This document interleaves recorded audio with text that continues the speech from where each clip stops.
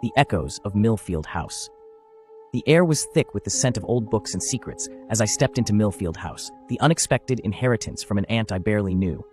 The house, a Victorian-era mansion, had stood empty for years, its history as shrouded in mystery as the fog that clung to its walls.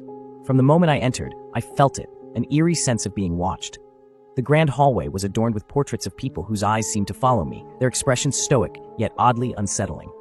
I found a letter on the foyer table addressed to me in my late aunt's scrawl. It read, "Beware the past that lingers in these walls." It's not just memories that haunt this place. I was intrigued, and if I'm honest, a little frightened. That night, as I settled into the musty old bedroom, the house creaked and groaned like a living thing. Sleep eluded me, and just as the grandfather clock in the hall struck midnight, a chill filled the air, and a faint melody of a music box started playing from somewhere deep within the house. The melody continued to haunt me the following days, leading me to a hidden room behind a bookshelf in the library.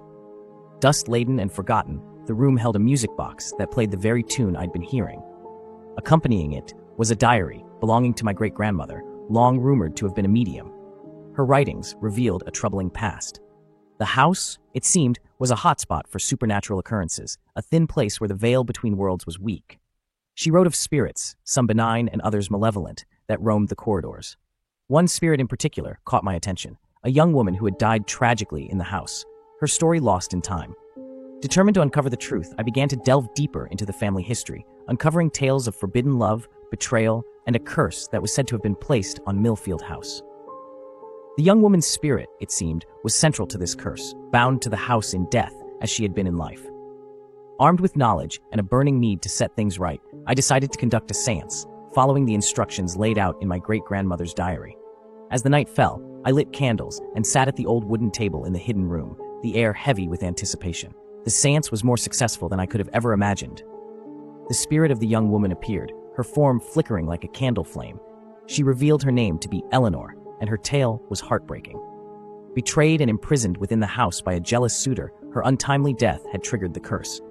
Eleanor implored me to find a locket, the symbol of her lost love, and release it from the house, thereby breaking the curse. I searched high and low, finally discovering it hidden in a secret compartment in the very music box that had led me to the hidden room. With the locket in hand, I left Millfield House, feeling the atmosphere lighten as I crossed the threshold. I released the locket into the river, watching as it was carried away by the current. Turning back, I saw Eleanor's spirit at the window, smiling serenely before fading away. Millfield House was never the same after that night. The oppressive atmosphere lifted, and the house felt just like what it was, an old building with a rich history.